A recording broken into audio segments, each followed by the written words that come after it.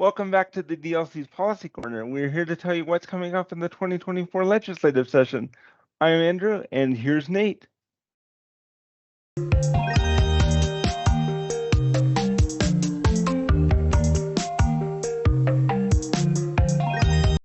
All right. First things first, we're hearing that with most of the extra money from the pandemic going away, legislators don't expect there to be much extra cash to start new programs or serve more people.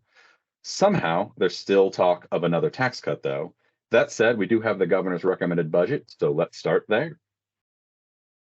The governor recommends bringing 272 people off the DSPD waiting list. We've heard that part of this funding includes DSPD bringing individuals into services who've been on the list for 15 or 20 years, too. The governor also recommends a bit of an increase for DSPD providers and a little bit more for aging and new choices waivers, as well as a slight increase for EPAS providers. Lastly, there's a proposal for a new facility on the state hospital grounds that would be for behaviorally complex individuals. As always, we're concerned about the expansion of institutional settings, so we'll be watching this one closely.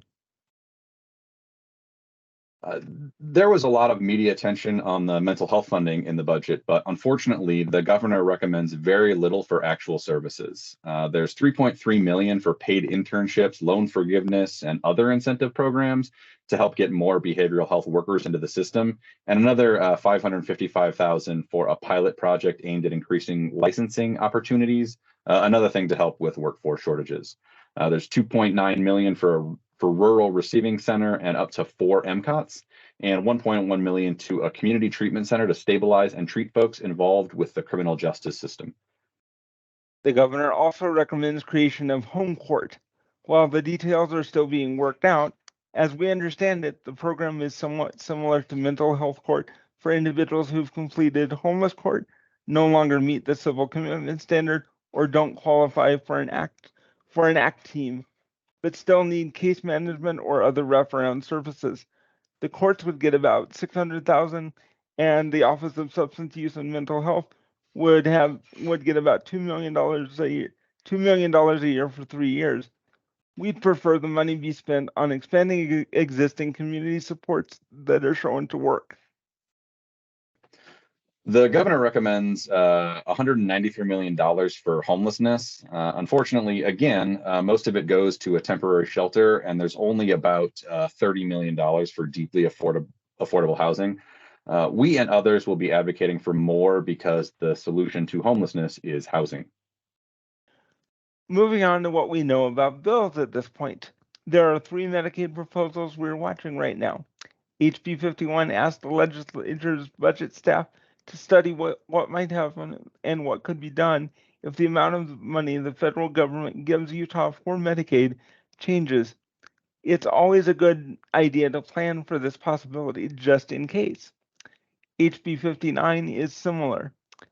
The difference is each time Medicaid or another program that gets federal money wants to serve more people or do something new, it would have to say what it would do if the federal money decreases or goes away. We think this would make government less efficient and cost effective overall. The last idea is a possible proposal to cut Medicaid, which could mean a block grant or a priority list or something else. Obviously, we'd be concerned about that, and we'll keep you updated. Next up is SB 27, which is the Behavioral Health Commission bill by Senator Vickers. The commission is supposed to oversee implementations of the Behavioral Health Master Plan and make recommendations to improve coordination within the behavioral health system.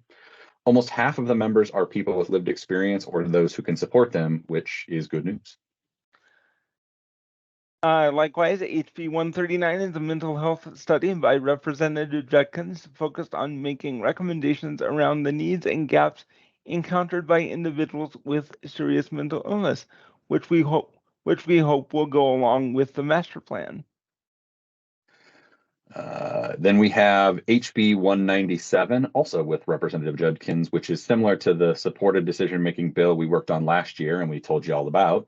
We'll need your help getting this one passed, but it simply creates an option for folks to use a supported decision-making agreement as an alternative to guardianship. As we said last year, it doesn't change things for folks who have a guardianship, but it's just another option. We have several fact sheets on our website that go into greater detail, and stick around to the end when we give you that website. Foreshadowing. Representative Daley Provost HB 137 allows a person with a disability to have income up to 500% of the federal poverty level and 125,000 or less in assets to pay Medicaid a sliding scale premium for needed services not covered by private insurance. And we would hope that this would allow more folks to be able to take advantage of Medicaid if they need it. One we're a little bit concerned about is HB 84. It requires a school resource officer or other armed person in every school. Research shows that students with disabilities, particularly those with behavioral health needs, are more likely to be suspended or expelled from school, and that individuals with disabilities are about half of those killed by police. We're even more nervous about a proposal encouraging teachers or other staff to carry guns because they have even less training than police. Representative Garner's HB 205 is a bill to end the payment of subminimum wage to people with disabilities in Utah. We're excited to see this one, but also expect a bill from Representative Acton that will try to protect sheltered workshops.